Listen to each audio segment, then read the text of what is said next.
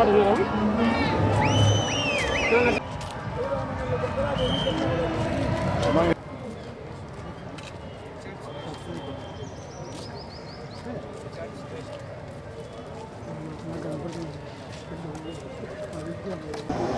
ఈరోజు మన పార్లమెంటు సభ్యుడు కూడా కడప పార్లమెంట్ సభ్యుడు భూపేష్ రెడ్డి గారు కూడా హాజరైనారు. అలాగే అందరూ కూడా కమలాపురం నియోజకవర్గ వేలాది మంది మనుషులు వచ్చేసి ఈ నామినేషన్ కార్యక్రమంలో పాల్గొన్నారు. వాళ్ళందరికీ కూడా ధన్యవాదాలు. అలాగే మీ ప్రెస్ కూడా అందరూ కూడా వచ్చేసినారు. అందరూ కూడా వచ్చే ఎలక్షన్లలో తప్పకుండా తెలుగుదేశం పార్టీని గెలిపిస్తారని, కాంగ్రెస్ను కూలదోయాల, వైఎస్ఆర్ కాంగ్రెస్ను కూలదోయాలనేది ప్రజల అభిమానం ఉంది. ఈరోజు ఇట్లా పార్లమెంటు అభ్యర్థిని, ఇట్లా కమలాపురం అసెంబ్లీ నియోజకవర్గాన్ని అభ్యర్థిని కూడా అందరూ కూడా అఖండ మెజార్టీతో గెలిపించాలని కమలాపురం ప్రజలను, అలాగే కడప జిల్లా ప్రజలను కూడా కోరుకుంటున్నాం. ఈరోజు అందరూ యువకులు ఈరోజు పోటీ చేస్తున్నారు కాబట్టి ఈ యువకులందరినీ కూడా అందరం కూడా ఆశీర్వదిస్తున్నాం. వీళ్ళందరికీ మీరందరూ కూడా ఇక్కడ ఉండే ప్రజలందరూ కూడా, నియోజకవర్గ ప్రజలందరూ కూడా కమలాపురం నియోజకవర్గంలో అత్యధిక మెజార్టీతో తెలుగుదేశం పార్టీ అభ్యర్థులను గెలిపించాలని, అలాగే ఇద్దరిని అంటే పార్లమెంటుకు ఉన్నారు, అటు పక్కన అసెంబ్లీకి ఉన్నారు, వీళ్ళందరినీ అత్యధిక మెజార్టీతో గెలిపించాలని కమలాపురం ప్రజలను కోరుకుంటా ఉన్నాం. ఈరోజు నామినేషన్ కార్యక్రమానికి వేలాదిగా తరలివచ్చిన కమలాపురం తెలుగుదేశం కుటుంబ సభ్యులు మరియు కమలాపురం ప్రజలకు అందరికీ పేరు పేరున కృతజ్ఞతలు, ధన్యవాదాలు తెలియజేస్తా ఉన్నాను. ఈరోజు ఫైనల్గా నామినేషన్ వేయడం జరిగింది. యుద్ధం మొదలైంది. ఇంకొక 20 రోజుల్లో విజయాన్ని వరిస్తున్నాము.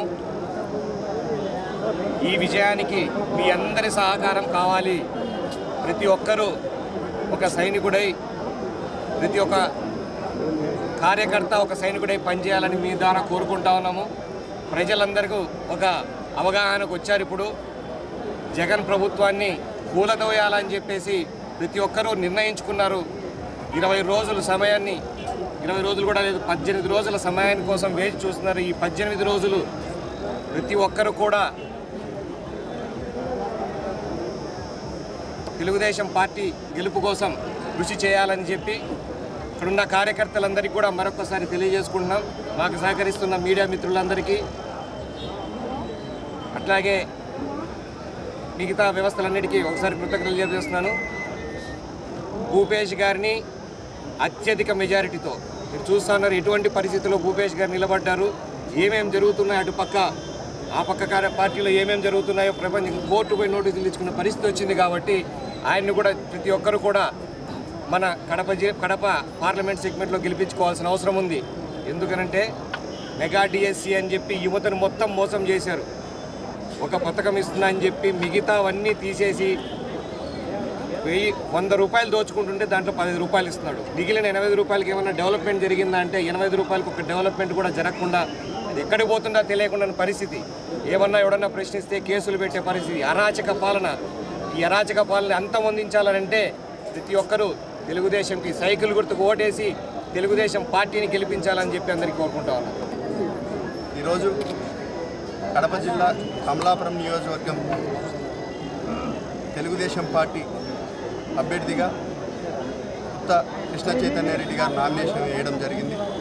ఈ నామినేషన్ ఇంత గ్రాండ్ సక్సెస్ అయింది. అదేవిధంగా మనం మే 13వ తేదీన జరగబోయే ఎలక్షన్స్లో మనం పూర్తిగా కట్టుదిట్టంగా మన మేనిఫెస్టోని ప్రజల్లోకి తీసుకొని పోవాలా.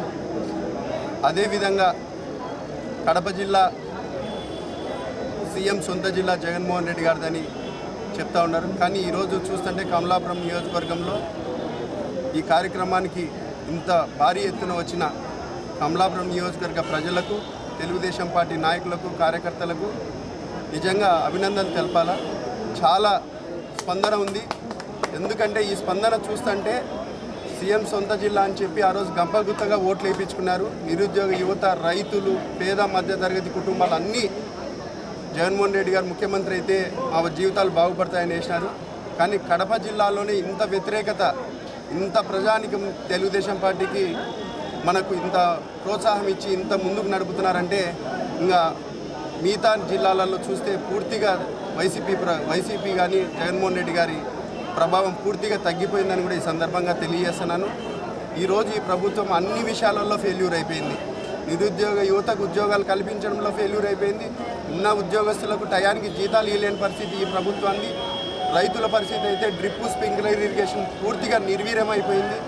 ఈ విధంగా చూస్తూ ఉంటే ప్రతి విషయంలో ఈ ప్రభుత్వం ఫెయిల్యూర్ అయింది. కాబట్టి ఫెయిల్యూర్ అయిన ప్రభుత్వాన్ని గద్దెదించాలా. విజన్ ఉన్న నాయకుడు చంద్రబాబు నాయుడు గారు ఉద్యోగ అవకాశాలు కల్పించాలా, సంక్షేమం తీసుకొని పోవాలా ప్రజల్లోకి, అభివృద్ధి పదంలో ఆంధ్రప్రదేశ్ని నడిపించాలంటే ఖచ్చితంగా చంద్రబాబు నాయుడు గారిని ముఖ్యమంత్రిని చేసుకోవాలా. చంద్రబాబు నాయుడు గారిని ముఖ్యమంత్రిని చేసుకోవాలంటే కమలాపురం నియోజకవర్గం నుంచి మన చైతన్యారెడ్డి గారిని మనం అత్యధిక ఓట్లేసి వేయించి గెలిపించాల్సింది కూడా ఈ సందర్భంగా మీ అందరికీ కోరుకుంటున్నా. అట్లనే మనం డబుల్ ఇంజన్ సర్కార్ అంటే నరేంద్ర మోడీ గారు ఎన్డీఏ కూటమిలో భాగస్వామ్యం అయిన తర్వాత ప్రధానమంత్రి మళ్ళా కావాలంటే ఖచ్చితంగా తెలుగుదేశం పార్టీ అభ్యర్థిగా, పార్లమెంట్ అభ్యర్థిగా నేను పోటీ చేస్తున్నాను. మీరందరూ సహకరించాలా. కమలాపురంలో కూడా నాకు అత్యధిక ఓట్లు వేయించి నన్ను ఒక పార్లమెంట్లో మీ గొంతుకై వినిపించే విధంగా నన్ను ప్రోత్సహించి నన్ను ఆశీర్వదించాలని కూడా ఈ సందర్భంగా మీ అందరినీ కోరుకుంటున్నాను. ఈ అవకాశం ఇచ్చిన పెద్దలందరికీ ధన్యవాదాలు. Thank you.